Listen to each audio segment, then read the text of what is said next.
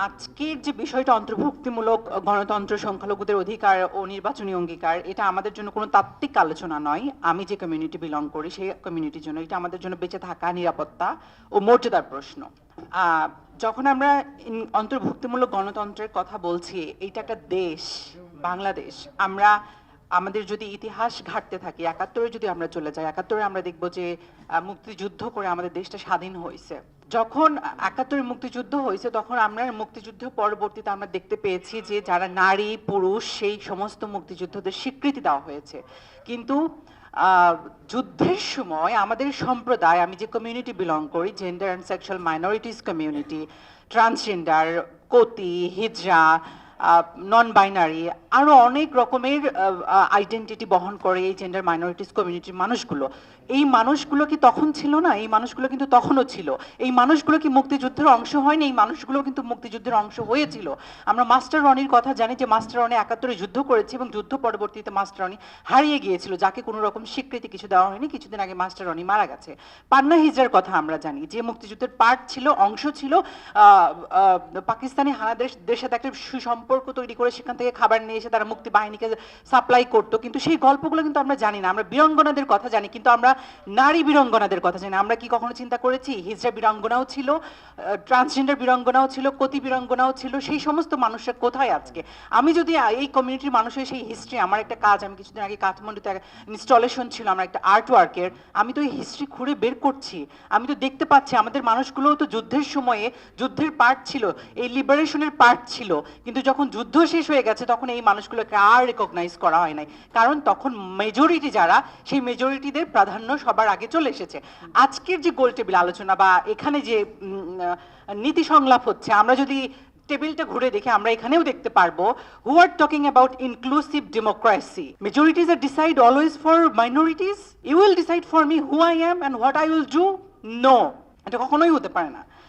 এই দেশে যেমন জেন্ডার মাইনরিটিস মানুষগুলো আছে, ইন্ডিজিনাসদের কথা যদি চিন্তা করা হয়, ওরাও, মারমা, চাকমা, গারো, আরো অসংখ্য আদিবাসী মানুষরা আছে, সমতলের আদিবাসীরা আছে, দলিত মানুষরা আছে, যৌনকর্মীরা আছে, অসংখ্য ধরনের আপনি ডাইভার্সিটি খুঁজে পাবেন। আপনি ইটস নট সামথিং যে একটা পরিচয় দিয়ে একটা রাষ্ট্রকে আপনি ডিফাইন করতে পারেন।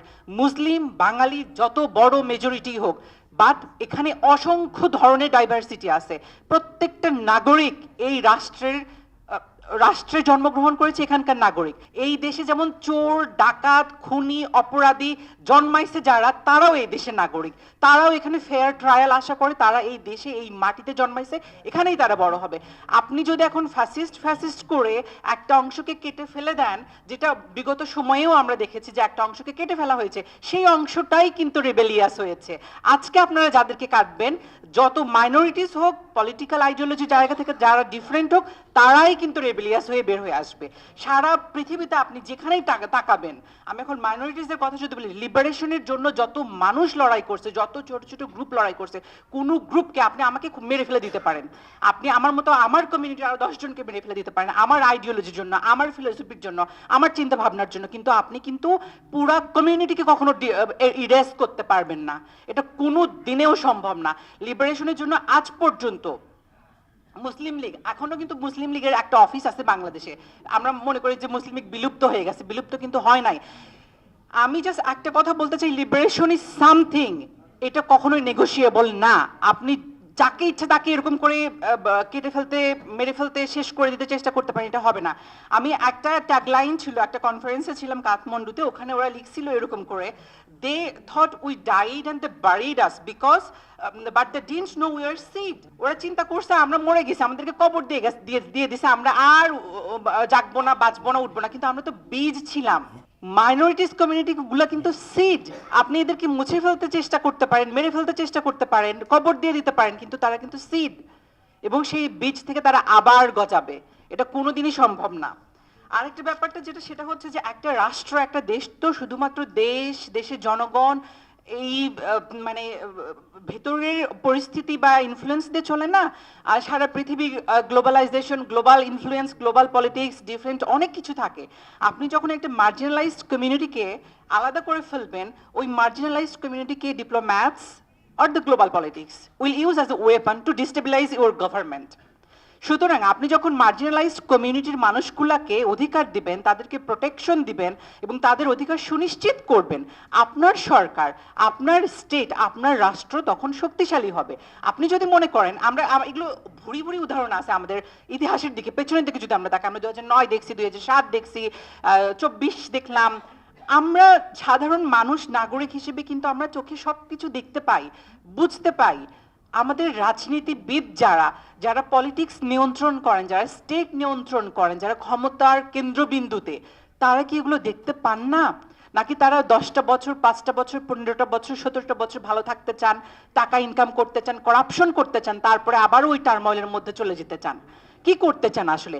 আমাদের জাতি হিসেবে এত দুর্ভাগ্য যে আমরা এত কিছু দেখছি আমাদের, কিন্তু আমরা এখনো পর্যন্ত আমরা শুধরানোর পথে কেউ আগাইনি। 24-এর পরবর্তীতে আমরা দেখছি যে সরকার প্রধান সমস্ত মাইনরিটিস, কমিউনিটিস এবং all the stakeholder from the state আর মিটিং, কিন্তু সেখানে কোনো জেন্ডার ডাইভার্সিফাই কমিউনিটির কোনো রিপ্রেজেন্টেটিভ ছিল না। এই কমিউনিটির মানুষরা যখন দেখা করতে চেষ্টা করছেন, কথা বলতে চেষ্টা করছেন সরকার প্রধানের সাথে, তিনি বারবার ডিনাই করছেন, তিনি দেখা করতে চান নাই, বিকজ তাকে একটা মেজরিটির ইন্টারেস্টকে, পারপাসকে সার্ভ করতে হতো বা সেটাকে সংরক্ষণ করতে হতো, সেই জন্য তিনি সেটা করেন নাই। On the other hand, from 1971 to till now, how many head of state meet with these most marginalized communities in this country, transgender, hijra, intersex, non-binary, queer? কতজন হেড অফ স্টেট মিট করছে? It's something যখন একটা powerful head of state or the policy influence or someone is in the center of the power is trying to meeting with the most marginalized communities, itself a safeguard for those community. We never recognize, আমরা একটা ছবি তুলতে ভয় পাই এই ধরনের মানুষগুলোর সাথে, because সেটাকে নিয়ে একটা গ্রুপ, একটা দল ওয়েপনাইজ করবে, মিডিয়া ট্রায়াল শুরু করবে, এবং আমরা এই ধরনের কাজগুলো করছি। This is not a good thing.